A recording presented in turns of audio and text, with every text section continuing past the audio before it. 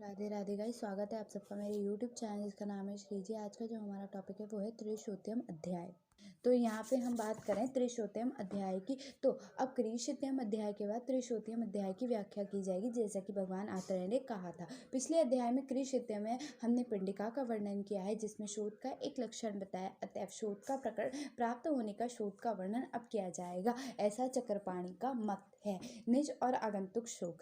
तो निज शोध के भेद बताए गए हैं यहाँ। निज शोक वो होते हैं जो दोषों के अकॉर्डिंग होते हैं। आगंतुक शोक वो होते हैं जो श्राप, अभिघात, इन सब की वजह से होते हैं। तो निज और आगंतुक की यही डेफिनेशन होती है कि निज कब होते हैं, जब दोषों का प्रकोप होता है। तो क्या होते हैं, निज दोषों का वृद्धि या क्षय हो जाता है। जो रोग उत्पन्न किए जाते हैं दोषों के अकॉर्डिंग, जो रोग उत्पन्न हो रहे हैं वो निज कहे जाएंगे। और जो अभिघात, अभिशाप, किसी पेड़ पत्ती के या जहर से, इन सब से हो गए, अभिशंग जो हो गए हैं, रोग उत्पन्न हो गए हैं, वो जो कहते हैं उन्हें हम आगंतुक रोग कहा जाता है। यहाँ पे हम शोध के बारे में बता रहे हैं। तो शोध का वर्णन इस प्रकार किया गया है कि थर्ड जो है त्रह शोता भवंती, वात पित्त कफ श्लेष्मति। निज 3 प्रकार में बांटा गया है आपका, वात पित्त और कफ हो गया, ये 3 शोध बताए गए हैं।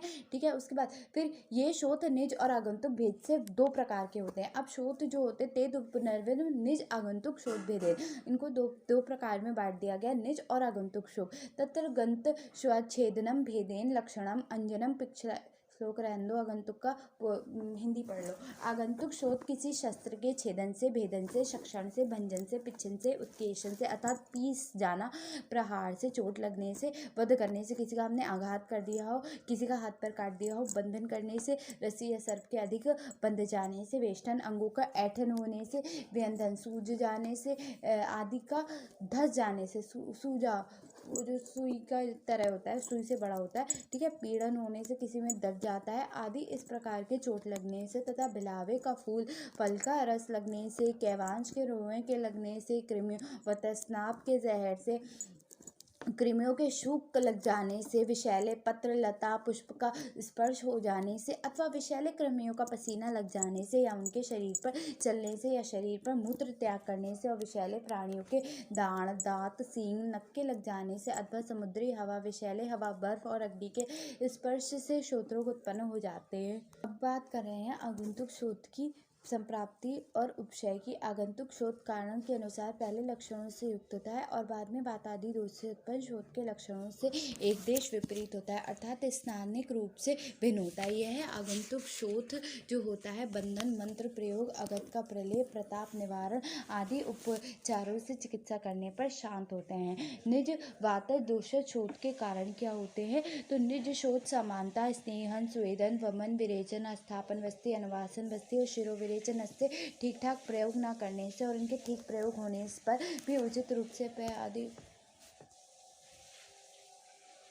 अनुवासन बस्ती, शिरो विरेचन नस्य से ठीक ठाक प्रयोग न करने से, अथवा इनके ठीक ठाक प्रयोग होने पर उचित रूप से पयादि संसर्जन कर्म का प्रयोग न होने से, अथवा वमन, अल्सक, विसूचिका, श्वास, कास, अतिसार, शोथ, पांडुरोग, उदर रोग, ज्वर, प्रदर, भगंदर और अर्श रोगों से उपद्रव से, रोगों के अत्यंत क्षीण हो जाने से, अथवा कुष्ठ, कृमि, पिंडिका आदि के होने से, वमन, छींक, डकार, शुक्रवात, मूल मूत्र, मल इनके आए हुए वेगों को धारण करने से, पंचकर्म रोग, उपवास आदि, रास्ता चलने, अत्यंत दुर्बलता हो जाने, अधिक रोदगी, सहसा, अत्यंत गुरु, अम्ल, लवण, चावल का आटा, फल, शाक, राग, दही, हरितिका और मदिरा, मंदक, विरुंड, नूतन साक्ष, इन सब के जो खाने से क्या होता है, दोष अधिक बढ़ जाते हैं। और क्या होता है, ये निज शोध के क्या हो जाते हैं, कारण और सामान्य कारण बताए गए हैं। नेक्स्ट है वातिक शोध के निदान और संप्राप्ति।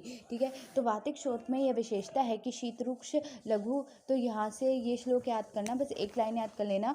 श्लोक नंबर 1 की 325 पे जो रहेगा, शीतरुक्ष लघु विशद श्रमो उपवास अति कर्षणन अक्षणा आदि विवर्य, अर्थात शीत, रूक्ष, लघु विशद द्रव्यों के सेवन से, अधिक श्रम करने से, अधिक उपवास के, शरीर अत्यंत कृश या अधिक क्षीण होने से, कुपित वायु के लगने से, त्वचा मांस रक्त आदि को दूषित करने से शोथ उत्पन्न होता है। वह वाजन शोथ शीघ्र ही उत्पन्न हो जाता है और शीघ्र ही शांत भी हो जाता है। श्याव अरुण वर्ण की होती है, त्वचा के समान ही वर्ण, तो यहाँ पे दे रखा है श्याव और अरुण वर्ण की होती है। तो तथा श्याव अरुण वर्णः प्रकृति वर्ण वा चल स्पंदन खर परुष भिन्नत छिद्यति इव। इतना याद कर लेना। तो क्या होगा कि यहाँ पे जो होगा वो श्याव अरुण वर्ण का होता है अथवा त्वचा के समान ही वर्ण में फैलने वाला होता है। इसमें स्पंदन होता है, खर होता है, परुष अर्थात रुक्ष फटी हुई त्वचा और रोम होते हैं।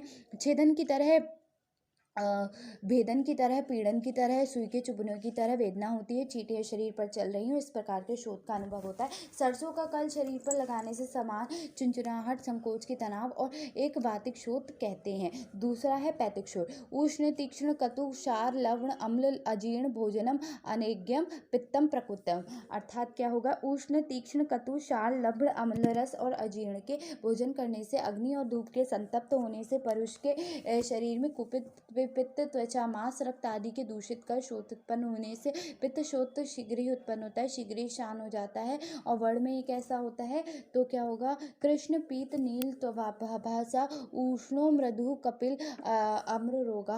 अर्थात वर्ण में काला, पीला, नीला और ताम्र वर्ण के समान लाल होता है, स्पर्श में उष्ण होता है और कैसा होता है, मृदु होता है, कपिल वर्ण का होता है, पिंगल वर्ण का होता है, ताम्र वर्ण के रोम शोथ में हो जाते हैं। उस शोथ के पास रखी हुई अग्नि में जल रहा है ऐसा दाह होता है। सारे शोथ में संताप होता है। शोथ में धूम निकल रहा है ऐसा अनुभव होता है। गर्मी शोथ से निकल रही है ऐसा अनुभव होता है। शोथ में स्वेद निकलता है, वह गीला रहता है। यदि स्पर्श किया जाए तो अथवा गर्म वस्तु का स्पर्श किया जाए तो उसका सहन नहीं होता, उसे पित्त शोथ कहते हैं। कफ शोथ के निदान तथा संप्राप्ति। तो इसमें श्लोक है, गुरु मधुर शीत स्निग्ध अति स्वप्न व्यायाम आदिक्षत श्लेष्मा प्रकोपितम त्वंग मां शोणित अति भीपोय शोथम जनयति। अर्थात गुरु मधुर शीत तथा स्निग्ध द्रव्यों के अधिक सेवन से, अधिक निद्रा तथा व्यायाम आदि श्रम न करने से, कुपित हुआ वायु, त्वचा मांस रक्त आदि को दूषित करने से शोथ उत्पन्न होता है। इसमें जो वर्ण होता है वो होता है शोथ कठिनता से अर्थात देर से उत्पन्न होता है और देर से शांत होता है। उसका वर्ण पांडु या श्वेत वर्ण का होता है। तो पांडु श्वेता भासु गुरु स्निग्ध लक्षणा स्थिरा स्यात् शुक्लम आरोग्यम। अर्थात क्या होता है, शोथ में भारीपन होता है, चिकनापन होता है, लक्षण होता है, स्थिरता होती है, कठोरपन होता है और शोथ में ऐसा रोम होता है जिनका अग्रभाग श्वेत होता है और उष्ण स्पर्श अच्छा लगता है, उसे कफ शोथ कहा जाता है। ठीक है। उसके बाद द्वंद्वज और सन्निपात शोथ दो हेतुओं से होता है। जिसमें दो दोष मिले होते हैं उसे द्वंद्वज शोथ कहते हैं और जिसमें तीन दोषों के लक्षण मिलते हैं उसे सन्निपात शोथ कहते हैं। शोथ के विभिन्न वर्गीकरण यहाँ किए गए हैं। तो यद्यपि भिन्न कारणों से भेदों के प्राप्त हुए शोथ दो प्रकार का होता है, निज और आगंतुक। त्रिविध तीन प्रकार का होता है, वातज पित्तज कफज। चतुर्विध चार प्रकार का होता है, वातज पित्तज कफज आगंतुक। सप्तविध होता है, वात पित्त कफ, वातज पित्तज कफज, पित्त कफज और त्रिदोषज। अष्टविध जो होता है वो सात निज एवं आगंतुक दोष होता है। इस प्रकार के शोथ के भेद होते हैं और वह शोथ रोध सामान्य में एक ही प्रकार का होता है। नेक्स्ट है वातिक शोथ के क्या लक्षण होते हैं। तो यहाँ पे अभी हमने वातिक शोथ के क्या पढ़े थे, यहाँ पे वातिक शोथ के संप्राप्ति और लक्षण पढ़े थे। अब यहाँ पे लक्षण बताया गया है। तो शून्यते यस गात्राणि स्वप्नम तीव्र रुच्यम चा पीड़िताम अन्य उत्त्यक्षा वातशोथम तमाग्दिक्षित। 9th नंबर का श्लोक है। और 10th है, यक्षा अरुण वर्णाभ शोथे नक्तम प्रणश्यति स्नेहो उष्ण मर्धानाभ्याम चा प्रणेष्यति सा चा वातिका। अर्थात जिस पुरुष के गात्र शोथयुक्त और शून्ययुक्त हो जाते हैं ऐसा प्रतीत होता है, वेदना युक्त हो, शोथ को हाथ में दबाया जाए तो दब जाए और शीघ्र ही पुनः उठ जाए, उसे वातज शोथ कहते हैं। और जिस शोथ का वर्ण अरुण हो, रात्रि में शोथ नष्ट हो जाता है, उसे स्नेहन स्वेदन और मरने से शोथ नष्ट हो जाता है, उसे वातिक शोथ कहा जाता है। पैतिक शोथ में क्या करोगे, सा पिपासा ज्वरत दुक्षते विद्यते स्वेदम क्लीवेते गंधी सा पैतम श्वेत स्मृता, अर्थात प्यास और ज्वर से पीड़ित जिस पुरुष के शोथ में जलन हो, दाह होता है, पसीना निकलता है,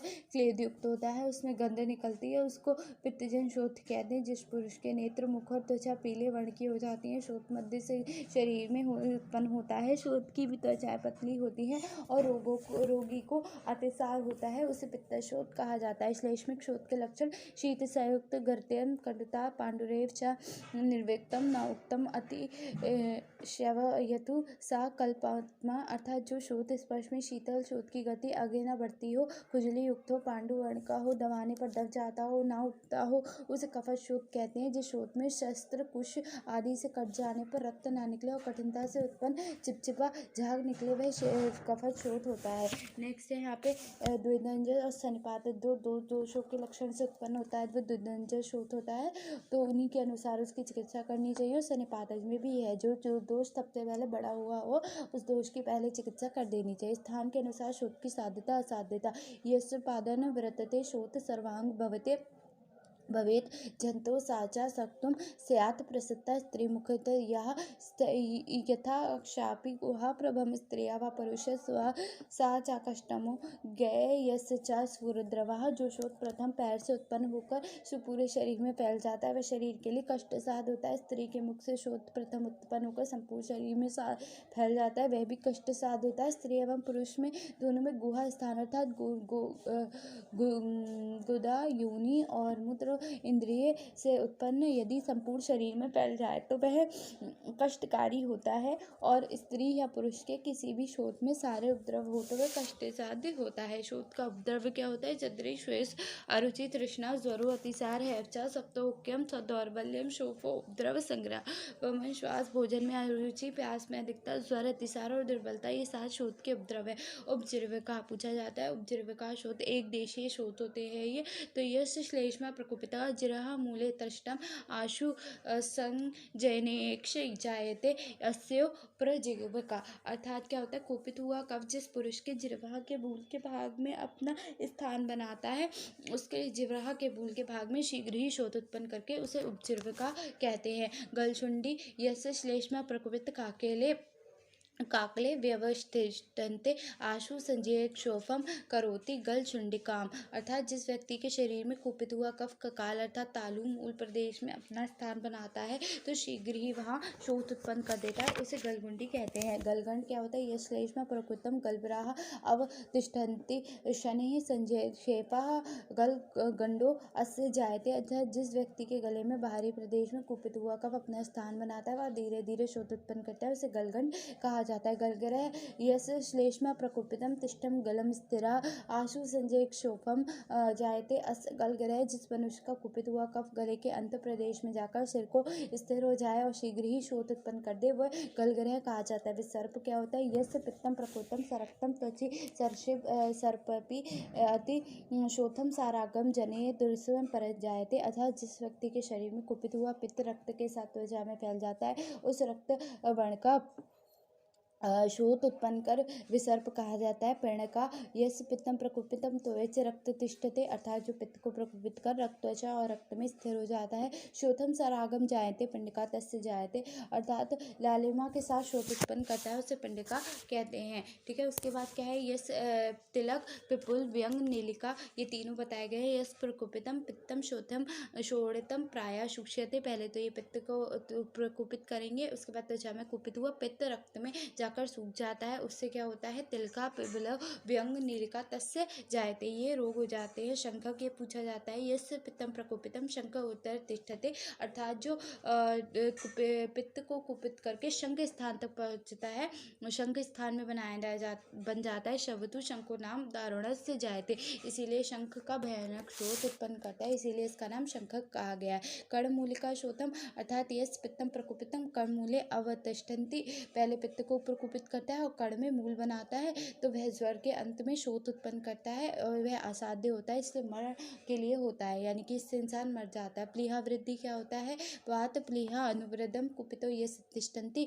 जो कुपित हुई वायु है प्लीहा को अपने स्थान से हटाकर स्थित होती है, वह व्यक्ति के वाम पार्श्व में धीरे धीरे वेदना करती है, वो प्लीहा बढ़ा देती है। गुल्म क्या होता है? गुल्म यहाँ अभी तो वो आगे भी निदान स्थान में इसका पूरा वर्णन किया जाता है। तो यस वायु प्रकोपितम गुल्म स्थाने अवितिष्ठन्ति, वायु के प्रकोप से होता है और अपने स्थान में बनाती है, उस स्थान में क्या होता है? शोथ शूल उत्पन्न करती है, वह गुल्म कहलाता है। वृद्धि रोग इंपॉर्टेंट है। यस वायु प्रकोपितम शोभ शूलम करंचयते वक्षाणाम रक्तो अयति हृदयस्थिति उपजायते, अर्थात जिस व्यक्ति के शरीर में कुपित हुई वायु शोथ शूल उत्पन्न कर चलती है, वक्षण प्रदेश में वृक्षण में वृद्धि लोग करती है, तो उससे क्या होता है? हमारा वृद्धि रोग हो जाता है। ठीक है। उदर रोग कैसे होते हैं? वात से होते हैं। यस्य वात प्रकृतम अस्य मासम अंतराक्ष शोथम संजायते कुक्षा उदरम तस्य जायते। जिस व्यक्ति शरीर में कुपित हुई वायु त्वचा और मांस के बीच में आश्रित होकर कुक्षी में शोथ उत्पन्न करती है और उदर रोग उत्पन्न हो जाता है। ठीक है। अनाह क्या होता है? यस्य वात प्रकुपितम कुक्षी आश्रितम तिष्ठन्ति नाद्य वज्रति नाप्यम ऊर्ध्वम आनतस्य जायते, अर्थात जिस पुरुष की प्रकुपित हुई वायु कुक्षी में आश्रित होकर स्थिर हो जाती है, अनाह रोग हो जाता है, उसे वायु न ऊपर जाती है और न ही नीचे होती है। उत्सेद में क्या होगा? रोगस्य उत्सेदम सामान्य दधि मास अबुदाय विशिष्टम नाम रूपाभ्याम निर्देशत शुद्ध संग्रह, अधिक मांस होने से अबुद इत्यादि का स्थान रूप एवं नाम भिन्न भिन्न होता है और उठाव उत्सेद सभी के सामान्य रूप में होता है, इसलिए इसे शुद्ध संग्रह में गणना करनी चाहिए। रोहिणी इंपॉर्टेंट है, पूछा जाता है। वात पित्त कफ यस युग पुत्ते कुपितात्र है, अर्थात एक साथ कुपित हुए वात पित्त कफ बढ़कर जिह्वा के मूल में विदाह उत्पन्न करके अपने स्थान में बने रहते हैं, तो क्या वो जिह्वा मूले अवतिष्ठन्ति विदहंत समुक्षते, स्थान अपने बनाते हैं। जनयन्ति भ्रक्षम शोथम वेदना पृथक विद्या तम शीघ्रकरणम रोगम रोगणितम विनिदृश्यते त्रिविधम परम तस्य जंतु भवति जीवितम कुक्षे कुशलेन त्वम आक्रांत क्षिप्रम संपद्यत सुखी, अर्थात क्या होता है? जिसमें वे वहाँ पर अनेक प्रकार की वेदनाओं के साथ भयंकर शोथ उत्पन्न करते, शीघ्र ही मृत्यु देने वाले वह रोगी का नाम रोहिणी है। रोग व्यक्ति के लिए जीने की परम अवधि 3 दिन तक होती है, पर यदि कुशल चिकित्सक द्वारा चिकित्सा कराई जाए तो शीघ्र ही रोग अच्छा भी हो जाता है। साध्यता असाध्यता में क्या है? इस प्रकार के भयंकर रोग जो असाध्य होते हैं परंतु समय पर उनकी चिकित्सा न करने पर, मिथ्या आहार विहार करने से रोग क्या हो जाते हैं? रोगी को मार डालता है, तो वह असाध्य हो जाता है। दूसरे रोग से मृदु और साध्य हैं, जिनमें यत्न पूर्वक या बिना यत्न की चिकित्सा की जाए वह अवश्य रोगी बच जाता है। अन्य ऐसे भी असाध्य व्याधि हैं जिनमें यहाँ पे कहा जाता है जिनमें अच्छी प्रकार की चिकित्सा लाभकर होती है, जिससे मनुष्य अपना कार्य कर सकता है, और दूसरे ऐसे असाध्य रोग होते हैं जिसमें मूर्ख वैद्य चिकित्सा करने के लिए लाभ नहीं होता।